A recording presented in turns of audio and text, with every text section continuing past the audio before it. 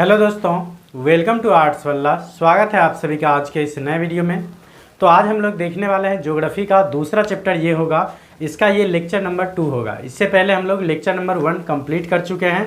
उसमें आप लोगों को विश्व जनसंख्या, वितरण, घनत्व और वृद्धि, इससे रिलेटेड जो है बहुत सारे जानकारी आप लोगों को फर्स्ट पार्ट में दिया गया है। और इस सेकेंड पार्ट को लेकर के जो है हम इस दूसरे चैप्टर की समाप्ति करेंगे। उसके बाद हम लोग इसका सब्जेक्टिव क्वेश्चन आंसर देखेंगे, फिर इसका ऑब्जेक्टिव क्वेश्चन आंसर देखेंगे।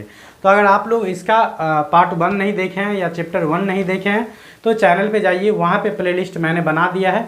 वहाँ से आप लोग आसानी से चैप्टर वाइज और टॉपिक वाइज अपनी वीडियो जो है देख सकते हैं और आप अपनी तैयारी बेहतर कर सकते हैं। ठीक है, तो चलिए हम शुरू करते हैं बिना किसी देरी के। उससे पहले एक ज़रूरी सूचना है, जो अगर आप लोगों को इस क्लास का PDF चाहिए या मेरे द्वारा करवाए गए किसी भी क्लास का PDF चाहिए तो ये हमारा टेलीग्राम का ऑफिशियल चैनल है, जहाँ से आप ज्वाइन होकर प्रत्येक क्लास का PDF बिल्कुल फ्री में प्राप्त कर सकते हैं। यहाँ पे याद रखिएगा A4 साइज में नोट्स भी दिया जाता है जो कि बिल्कुल फ्री रहता है, तो आप लोग ज़रूर ज्वाइन हो जाइएगा। चलिए हम शुरू करते हैं। तो आज जो हम लोग स्टार्ट करने वाले हैं, ये स्टार्ट करने वाले हैं जनसंख्या वृद्धि से। जो जनसंख्या वृद्धि आखिर किसे कहते हैं या जनसंख्या वृद्धि क्या होता है, ठीक है ना, इंग्लिश में बोलते हैं जिसको पॉपुलेशन ग्रोथ। ठीक है, तो देखिए, जनसंख्या वृद्धि अथवा जनसंख्या परिवर्तन का अभिप्राय किसी क्षेत्र में समय की किसी निश्चित अवधि के दौरान बसे हुए लोगों की संख्या में परिवर्तन से है। सिंपल समझ लीजिएगा, जनसंख्या वृद्धि या जनसंख्या परिवर्तन का मतलब है जो किसी एक निश्चित अवधि में किसी बसे हुए क्षेत्र में लोगों की संख्या में जो परिवर्तन होता है उसी को बोलते हैं हम लोग जनसंख्या वृद्धि। ठीक है, उदाहरण से समझिएगा। मान लीजिए आप जिस शहर में रह रहे हैं उस शहर की जो है जनसंख्या 2024 में, मान लीजिए 2024 नहीं 2023 ही मान लीजिए 2023 में जो है उस शहर की जनसंख्या मान लीजिए 1000 थी। ठीक है, और 2024 में आते आते इस शहर की जनसंख्या जो है कितना हो गया, मान लीजिए 1200 हो गया। तो ये समय अवधि मतलब 1 वर्ष के दौरान, इसका मतलब इस शहर की जनसंख्या वृद्धि कितनी हुई, तो 200 हुई। ठीक है ना, तो जनसंख्या वृद्धि इसे ही कहते हैं। ठीक है ना, क्या बोला जाता है, जो जनसंख्या वृद्धि अथवा जनसंख्या परिवर्तन का अभिप्राय क्या है, तो किसी क्षेत्र में जो है एक निश्चित समय अवधि के दौरान जनसंख्या में या बसे हुए लोगों की संख्या में जो परिवर्तन होता है उसी को हम लोग क्या बोलते हैं, जनसंख्या वृद्धि या जनसंख्या परिवर्तन। ठीक है, बोला जा रहा है यह परिवर्तन धनात्मक भी हो सकता है और ऋणात्मक भी हो सकता है। जरूरी है जो धनात्मक ही होता है हमेशा, ये जरूरी नहीं है। तो याद रखिएगा, ये जनसंख्या परिवर्तन या जनसंख्या वृद्धि एक प्रकार से हम बोल सकते हैं धनात्मक भी हो सकता है और ऋणात्मक भी हो सकता है। मान लीजिए यहाँ पे 1000 था, उसके बाद 1200 हो गया, तो यहाँ तो हम बोल सकते हैं धनात्मक। ठीक है ना, और मान लीजिए किसी शहर की इसी का मान लीजिए अगर यहाँ पे मान लीजिए 2000 था और 1200 बच गया 2024 में, तो इसका मतलब यहाँ पे क्या हो जाएगा, ऋणात्मक हो जाएगा। ठीक है ना, ऋणात्मक का मतलब ये नहीं जो उस शहर के सारे व्यक्ति मर ही गए। ठीक है ना, ऋणात्मक के बहुत सारे कारण हैं। मान लीजिए वहाँ के पुरुष अगर प्रवास कर गए हो कमाने के लिए, या मान लीजिए कुछ मृत्यु दर भी ज़्यादा हो, तो इस कारण कभी कभी जनसंख्या क्या हो जाता है, ऋणात्मक भी हो जाता है, मतलब अर्थात घट भी जाता है। ठीक है ना, तो याद रखिएगा जनसंख्या वृद्धि धनात्मक भी होता है और ऋणात्मक भी। ठीक है, उदाहरण के लिए बोल रहा है, यदि हम उदाहरण की बात करें तो भारत की 2001 की जनसंख्या जो थी, याद रखिएगा 102.70 करोड़ था 2001 में, जो 2011 में बढ़ के जो है 121 करोड़ हो गया। तो इस अर्थात ये धनात्मक वृद्धि हो गया, तो इसी को हम लोग बोलेंगे जनसंख्या परिवर्तन। ठीक है ना, बोला अगर इसमें से घटाए तब हमें कितना का वृद्धि होता है, तो 18.15 करोड़ की वृद्धि होती है। मतलब 2001 से 2011 मतलब 10 वर्ष के दौरान जो है, याद रखिएगा भारत की जनसंख्या में 18.15 करोड़ की वृद्धि हुई। तो इसी को हम लोग बोलेंगे जनसंख्या वृद्धि या जनसंख्या परिवर्तन। तो उम्मीद है आप लोगों को समझ में आ गया होगा। अगर फिर भी कोई डाउट रहे तो आप लोग कमेंट बॉक्स में ज़रूर बताया कीजिए। ठीक है, उसके बाद है जनसंख्या परिवर्तन के घटक। तो पूछा जाएगा जनसंख्या परिवर्तन के कितने घटक है, तो याद रखिएगा जनसंख्या परिवर्तन के जो है कुल 3 घटक है। कौन कौन है, तो पहला है जन्म दर, दूसरा है मृत्यु दर और तीसरा है प्रवास।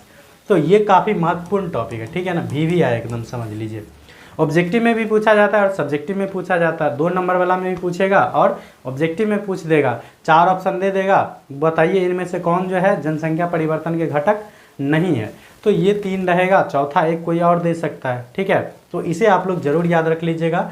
जो जनसंख्या परिवर्तन के 3 घटक होते हैं, जन्म दर, मृत्यु दर और प्रवास। ठीक है, इस तीनों को हम लोग बारी बारी से समझेंगे आगे के स्लाइड में। ठीक है, फिर बोलिएगा सर जन्म दर किसे कहते हैं? जन्म दर को जो है हम लोग दूसरी भाषा में प्रजननता भी कहते हैं। ठीक है, तो जन्म दर किसे कहते हैं? तो याद रखिएगा, प्रति 1000 जनसंख्या पर एक वर्ष में जीवित शिशुओं की या बच्चों की संख्या को क्या कहेंगे? जन्म दर कहेंगे। प्रति 1000 जनसंख्या पर जो जितना बच्चा जन्म लेता है ना जीवित, उसको बोलेंगे हम लोग जन्म दर। इसको एक फॉर्मूला के थ्रू देख सकते हैं, जो अशोधित जन्म दर बराबर, या जन्म दर निकालने का फॉर्मूला क्या होता है? तो किसी वर्ष में जीवित जन्म, मतलब जन्म लेने वाले जीवित शिशुओं की संख्या, मान लीजिए 2024 का आप लोगों को निकालना है जन्म दर। तो मान लीजिए आप जिस एरिया में रह रहे हैं उस एरिया का मान लीजिए क्या है, तो 100 बच्चा अगर पूरा जन्म लिया जीवित, ठीक है, और बोल रहा उस वर्ष की कुल जनसंख्या, तो उस वर्ष मान लीजिए आप लोगों के इधर का जनसंख्या टोटल था कितना? मान लीजिए था 2000, मतलब 20,000 मान लीजिए। ठीक है, 20,000 आपकी वहाँ की जनसंख्या थी। तो इस प्रकार से यहाँ आप काटिएगा, जो 100 बट्टे में 20,000, ठीक है, और गुने में डाल दीजिएगा 1000, 3 जीरो से 3 जीरो, यहाँ से यहाँ कट जाएगा, 2 पंचे 10। तो यहाँ बोल सकते हैं हम 5 जो है यहाँ की क्या है? जन्म दर है। तो यहाँ पे 100 लिखा गया है मिस्टेक से। ठीक है, याद रखिएगा, यहाँ पे 100 नहीं होगा, 1000 होगा। ठीक है, तो क्या बताइए आप लोग समझे कि नहीं समझे? सिंपली याद रखिएगा, प्रति 1000 व्यक्ति पर जितना भी जीवित शिशु जन्म लेता है ना, उसको 1000 से गुना कर दीजिएगा, सिंपल जन्म दर निकल जाएगा। मतलब जिस एरिया का आप जन्म दर निकाल रहे हैं ना, उसकी टोटल जनसंख्या नीचे में रख देना है। ठीक है, और ऊपर में क्या रखना है? तो जितना बच्चा जीवित जन्म लिया है उसको ऊपर रखना है और 1000 से गुना कर देना है, ये आपका जन्म दर निकल जाएगा। ठीक है, चलिए नेक्स्ट बात करेंगे हम मृत्यु दर। तो जिस प्रकार से जन्म दर है उसी प्रकार से मृत्यु दर है। तो बोल रहा प्रति 1000 जनसंख्या पर एक वर्ष में मृत व्यक्तियों की संख्या को क्या कहेंगे? मृत्यु दर। मतलब जिस क्षेत्र में आप रह रहे हैं उस क्षेत्र की टोटल जनसंख्या को कहाँ डाल देना है? नीचे डाल देना है, और उस वर्ष कितना व्यक्ति मरा इसको डाल देना है ऊपर, और इसको भी क्या करना है? तो 1000 से गुना कर देंगे। मिस्टेक से मतलब 100 लिखा गया है, तो टेंशन नहीं लेना है आप लोगों को। ठीक है, क्या करिएगा, तो जितना आपके शहर की जनसंख्या उसको नीचे रखना है, ऊपर में क्या रखना है? तो जितना व्यक्ति मरा है उतना ऊपर में रखना है और गुना कर देना है 1000 से। तो ये निकल जाएगा आप लोगों को मृत्यु दर। ठीक है, जन्म दर निकालने के लिए जितना जीवित शिशु रहेगा उसको ऊपर में रखना है, नीचे में टोटल जनसंख्या, और गुना कर देना है 1000 से। मृत्यु दर निकालने के लिए क्या करेंगे? तो जितना व्यक्ति मरा है उसको ऊपर में रख देंगे और नीचे में टोटल जनसंख्या, और गुना कर देंगे 1000 से। तो ये भी आप लोगों के लिए काफ़ी महत्वपूर्ण है 2 नंबर वाला क्वेश्चन के लिए। ठीक है, तो इसे भी मैं उम्मीद करूंगा आप लोग याद रखिएगा। चलते हैं उसके बाद आगे बात करेंगे प्रवास। तो जनसंख्या परिवर्तन के 3 घटक होते हैं, जन्म दर, मृत्यु दर और प्रवास। तो प्रवास किसे कहते हैं? क्योंकि जन्म दर और मृत्यु दर तो मैंने आप लोगों को बता दिया है। प्रवास किसे बोलेंगे? तो देखिए, जब कोई व्यक्ति या व्यक्तियों के समूह, ठीक है ना, क्या होता है, तो अपने निवास स्थान को छोड़कर किसी दूसरे स्थान पर जाकर अस्थायी रूप से या अस्थायी रूप से बस जाते हैं, तो उसे क्या कहते हैं? प्रवास। मतलब जब कोई व्यक्ति या व्यक्तियों के समूह एक स्थान को छोड़कर दूसरे जगह पे जाके क्या करता है? बस जाता है, अस्थायी या अस्थायी रूप से, तब हम उसको क्या बोलेंगे? प्रवास। जैसे मान लीजिए हम अभी बिहार के हैं, मान लीजिए हम यूपी में जाके हम बस गए 10 वर्ष के लिए, तो ये हो गया अस्थायी प्रवास।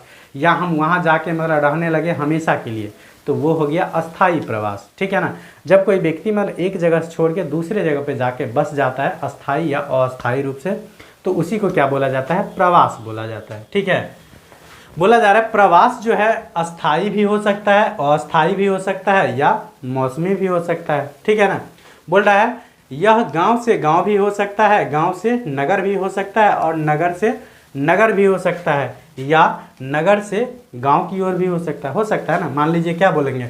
अस्थाई। अस्थाई मैंने बता दिया है।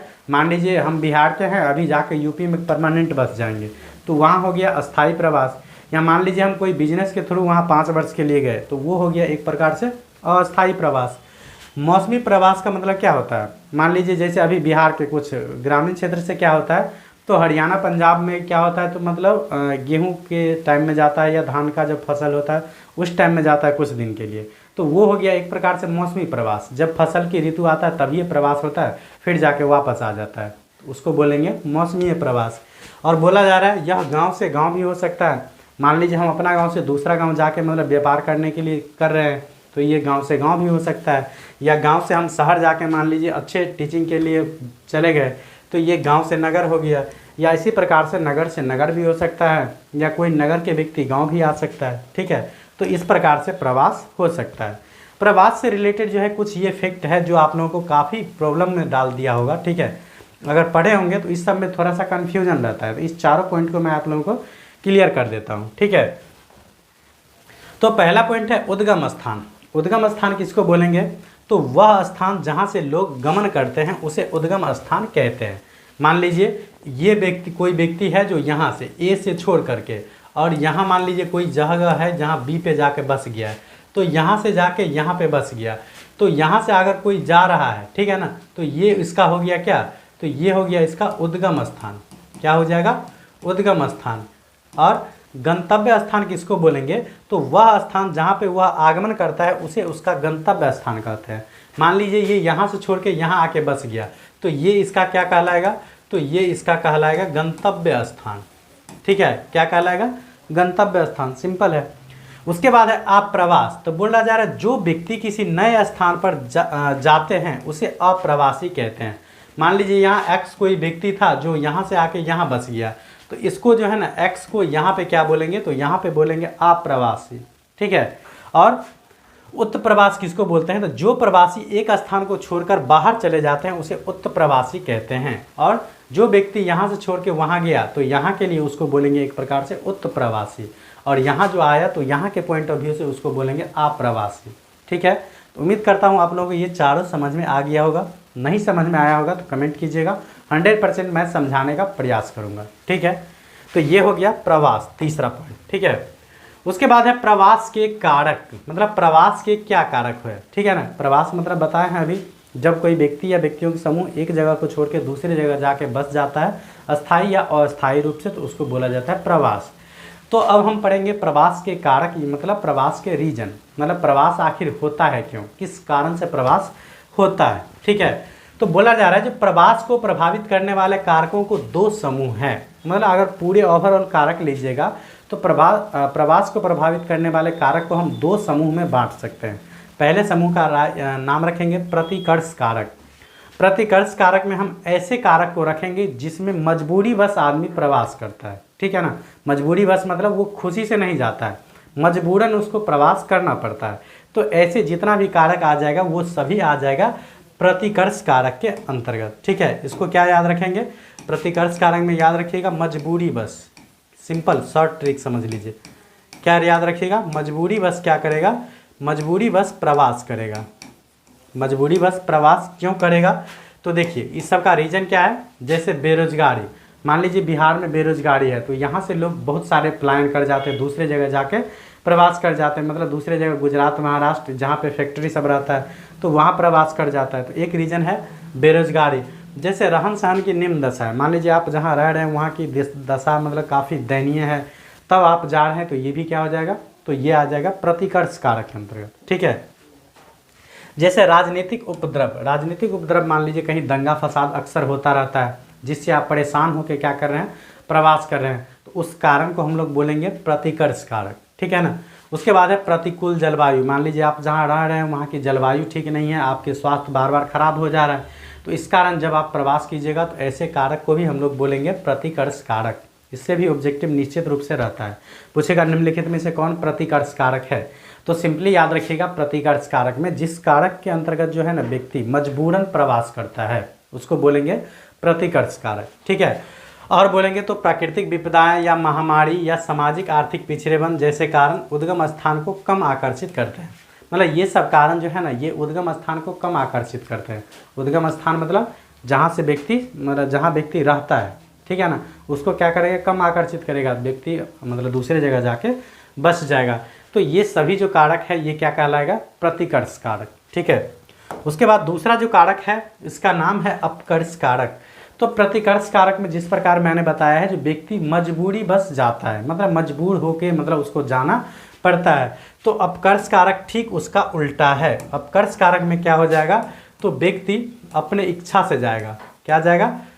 अपने स्वेच्छा से, याद रखिएगा, व्यक्ति अपने स्वेच्छा से प्रवास करेगा, अर्थात अपने बेहतर की तलाश में प्रवास करेगा, तो उसको बोलेंगे अपकर्ष कारक। ठीक है, अपकर्ष कारक में क्या है, जैसे देखिए काम के बेहतर अवसर, जैसे मान लीजिए हम अभी यहाँ गांव में कोचिंग चला रहे हैं, तो यहाँ भी मेरा चल रहा है, ऐसा नहीं है जो नहीं चल रहा है, और मान लीजिए मेरा है जो शहर में जाएंगे तो ज़्यादा चलेगा, तो जैसे मान लीजिए इसके कारण हम शहर में चले गए, तो ये मेरा क्या कहलाएगा, तो प्रवास के अपकर्ष कारक कहलाएगा, क्योंकि हम ये बेहतर की तलाश में जा रहे हैं, मजबूरन नहीं जा रहे हैं, क्या करने, बेहतर की तलाश में जा रहे हैं, तो इसको क्या करेंगे, अपकर्ष कारक के अंतर्गत रखिएगा। ठीक है, उसके बाद जैसे बोलेंगे मतलब रहन सहन की अच्छी दशाएं, मान लीजिए यहाँ ठीक ठाक है, ये है यहाँ हमको मतलब कोई दिक्कत नहीं है, इससे और बेहतर मान लीजिए हमको शहर में मिलेगा, मतलब अपॉर्चुनिटी, जैसे बढ़िया मतलब स्वास्थ्य सुविधा अच्छा मिलेगा, समय पे मान लीजिए परिवहन की साधन मिलेगा, और बहुत सारी सुविधाएं हैं जहाँ हमको शहर में मिलेगा, तो ये हम क्या कर रहे हैं, तो यहाँ की तुलना में वहाँ हमको बेटर लग रहा है, इसके कारण जब हम प्रवास करेंगे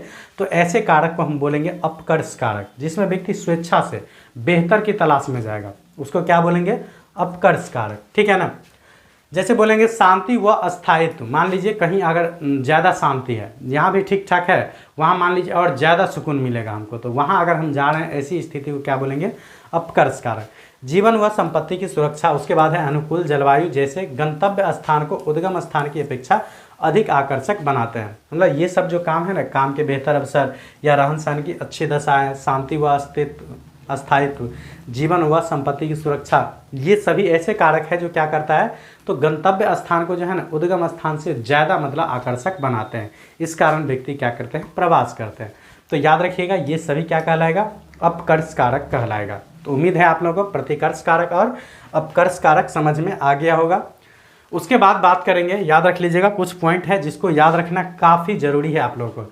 पहली बात याद रखिएगा, जो 1750 ईस्वी के आसपास औद्योगिक क्रांति हुई थी, तो कभी पूछ लिया जाए औद्योगिक क्रांति कब हुई थी, तो 1750 ईस्वी के आसपास। बोला उस समय विश्व की जनसंख्या जो है कितना था, 55 करोड़, मतलब 1750 ईस्वी के आसपास जो है पूरी दुनिया की जनसंख्या कितनी थी, 55 करोड़। अभी अकेले भारत की समझिए 150 करोड़ लगभग।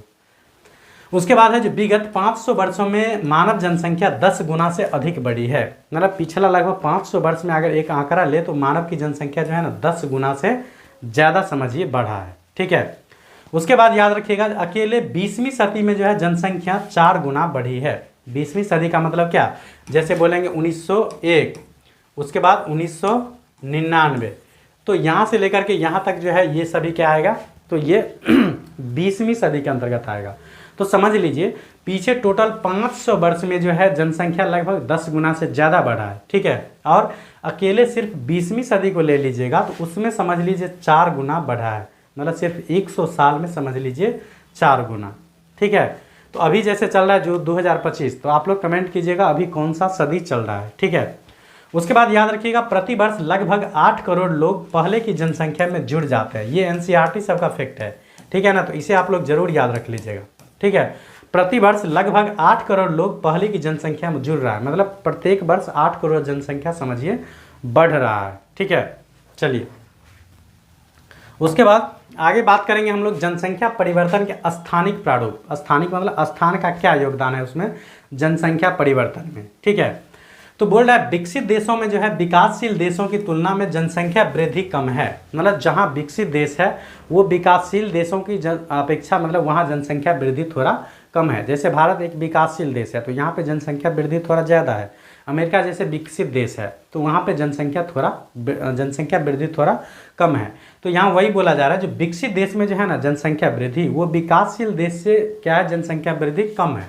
ठीक है, जनसंख्या वृद्धि और आर्थिक विकास में ऋणात्मक सहसंबंध पाया जाता है। जनसंख्या वृद्धि और आर्थिक विकास दोनों में क्या है, ऋणात्मक सहसंबंध है। इसका मतलब क्या है, तो जहाँ की जनसंख्या ज़्यादा बढ़ेगा वहाँ पे विकास कम होगा, जहाँ पे जनसंख्या कम बढ़ेगा वहाँ पे विकास ज़्यादा होगा। यही रीज़न है जो अमेरिका विकसित देश बन गया और हम लोगों का देश जो है मतलब विकासशील है अभी तक। ठीक है, क्योंकि हम लोगों के देश का जो है जनसंख्या काफ़ी तेज़ी से बढ़ रहा है। जनसंख्या तेज़ी से बढ़ने का कारण क्या है, तो मान लीजिए यहाँ ज़मीन तो बढ़ नहीं रहा है, तो इस सब के कारण संसाधन सब में काफ़ी समस्या होती है। इसके कारण मतलब गरीबी थोड़ा ज़्यादा हो जाता है।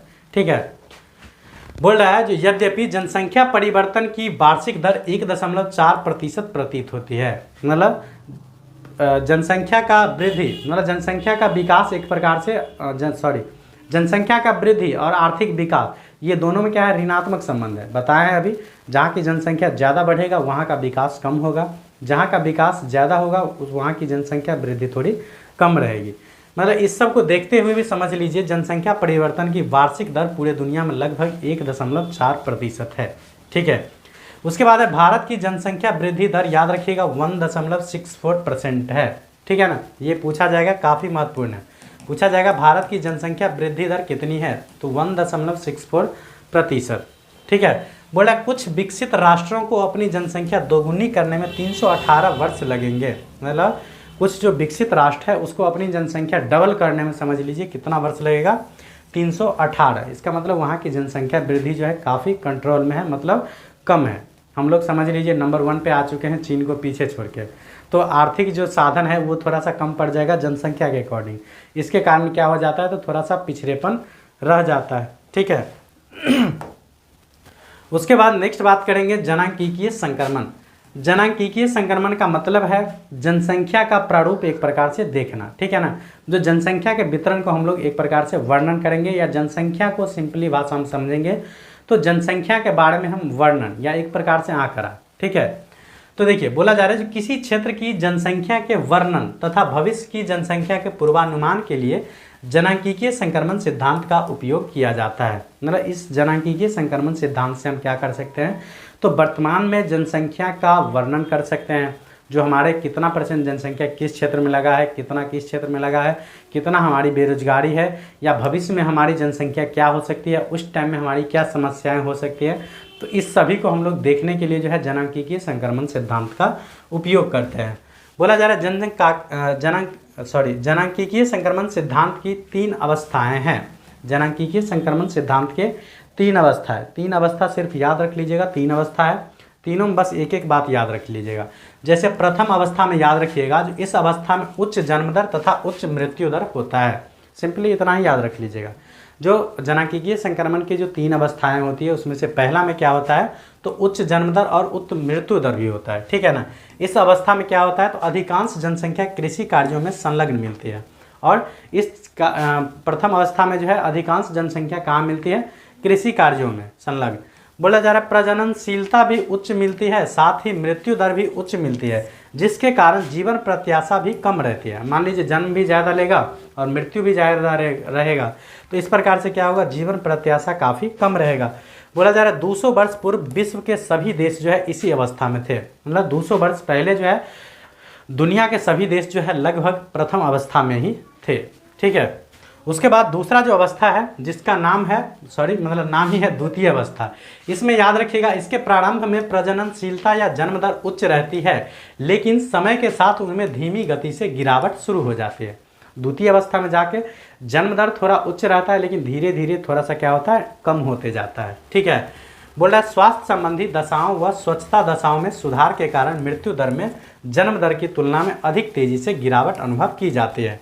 और धीरे धीरे जब स्वास्थ्य और स्वच्छता के प्रति जब जागरूक होते हैं व्यक्ति, तो उसके बाद मृत्यु दर में थोड़ा सा कमी आने लगता है। ठीक है ना, और जिसके कारण इस अवस्था में जनसंख्या तीव्र वृद्धि होती है। तो जब स्वास्थ्य स्वच्छता पे ध्यान दिया जाएगा तो मृत्यु दर में कम होगा, तो मृत्यु दर कम होगा इसका मतलब क्या, मरेगा कम।